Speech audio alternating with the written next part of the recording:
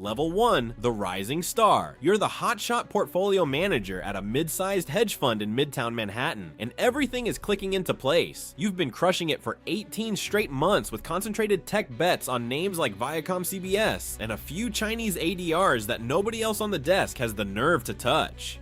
Small, unauthorized positions you slipped past the risk team start paying off big because the market is in full bull mode and your P&L is flashing green every single day. The head of risk gives you more leeway than anyone else because the numbers don't lie and your returns are carrying the entire fund's performance. Colleagues start calling you the next big thing in the elevator, and the CIO pulls you into his office to talk about bigger capital allocations. You feel invincible for the first time in your career.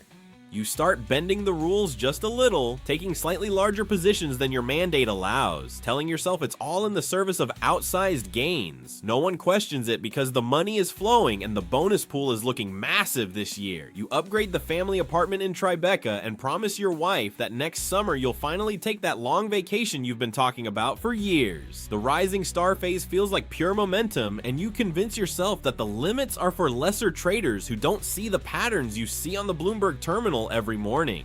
Level 2, the hidden loss. The market reverses hard on unexpected news out of Washington that tanks your biggest concentration overnight. The first real loss appears on the books at close, and it's bigger than anything you've ever seen in your personal book. Instead of reporting it like the compliance manual demands you quietly move the position into an unused error account you label 8-88, the same way Nick Leeson once did at Barings. You create fake offsetting hedges in the system using phantom trades that make the daily risk reports look clean and balanced. You tell yourself it's only temporary, and you'll trade your way out by the end of the week. Nights turn into marathons at the desk where you stay until 2 in the morning, manually adjusting entries in the back-end system while your wife texts asking why you're never home before the kids are asleep.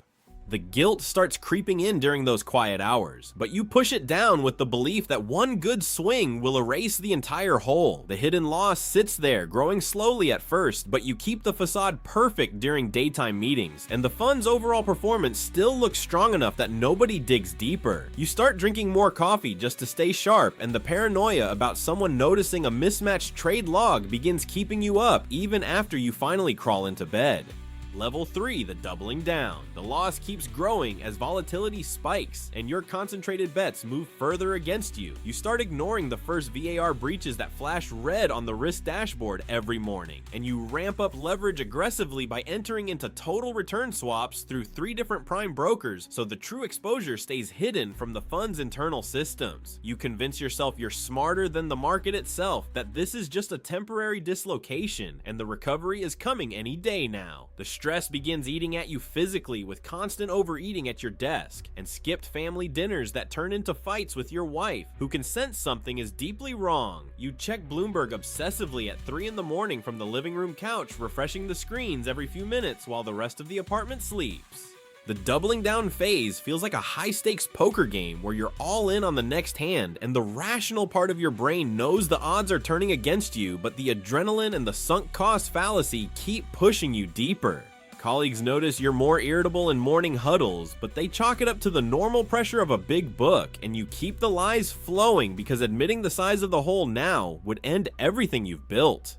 Level 4, the margin calls begin. The prime brokers modeled after the Credit Suisse playbook start firing off margin calls demanding extra collateral as your hidden swap exposures breach their internal limits. You secretly liquidate smaller unrelated positions across the fund to meet the first rounds of demands while lying directly to the risk committee in weekly meetings about the true concentration levels. Colleagues begin noticing your jittery behavior during calls and the way your hands shake slightly when you type on the keyboard. Your kids start asking at dinner why Dad is always yelling at the computer screen in the home office, and you snap at them before immediately regretting it. The fund's overall performance begins cracking noticeably for the first time, and investors start asking questions in the monthly letters. The margin calls feel like a tightening noose around your neck because each new demand forces you to sell more just to stay afloat, and the market keeps moving against you. You liquidate retirement accounts quietly to cover personal shortfalls, and the lies to your wife about the family finances grow more elaborate every week.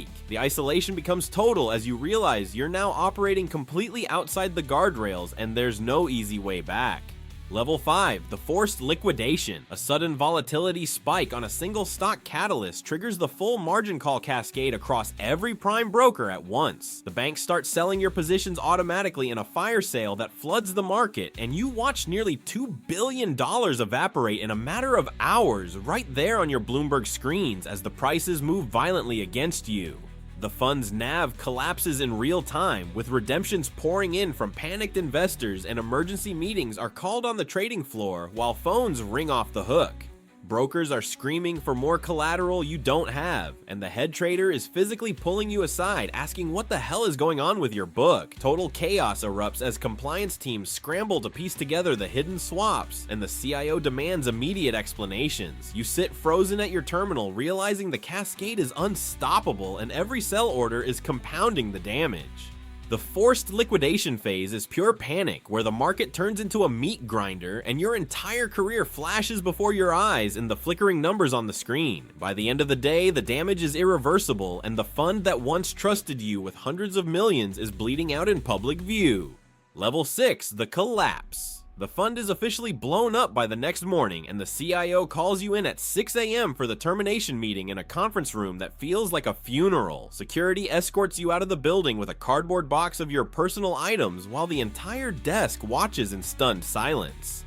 Media headlines explode across every terminal screaming, "Hedge fund implodes after trader's $1.8 billion bet," and your name is suddenly attached to one of the worst blowups since Archegos. Your entire career and reputation are gone in a single trading day, with the industry blacklist already forming in every prime broker's system. The collapse hits like a physical blow as you stand on the sidewalk outside the office, realizing the life you spent 15 years building has been erased overnight.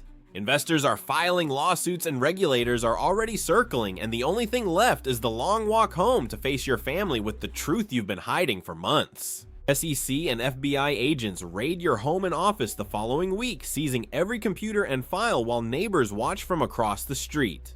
Co-workers who once covered for you now flip under pressure and provide detailed evidence of the concealed error accounts and fake hedges. The federal indictment comes down for securities fraud and wire fraud, carrying decades of potential prison time. Plea negotiations drag on for months until you accept the deal that keeps you out of maximum security. At sentencing, the judge cites the sophisticated concealment and the massive investor losses before sending you to a minimum security federal camp. 10 years later, you walk out the gate with $500 in gate money, a permanent FINRA bar that ends any hope of returning to finance, and supervised release conditions that track your every move. Your ex-wife has remarried, and your kids barely recognize the broken man who emerges. You end up driving for Uber in a different state while scrolling old Bloomberg terminals on public library computers, a ghost of the rising star trader you once were forever marked by the single decision that destroyed everything. The hedge fund world keeps promoting the next genius trader who swears they're different, who promises the risk controls will hold this time, and the leverage is perfectly calibrated. Your life is permanently erased, your name reduced to a cautionary footnote in industry risk reports, but the blow-up cycle continues without you already scanning the next hotshot PM who's about to hide that first loss in an error account somewhere on Wall Street.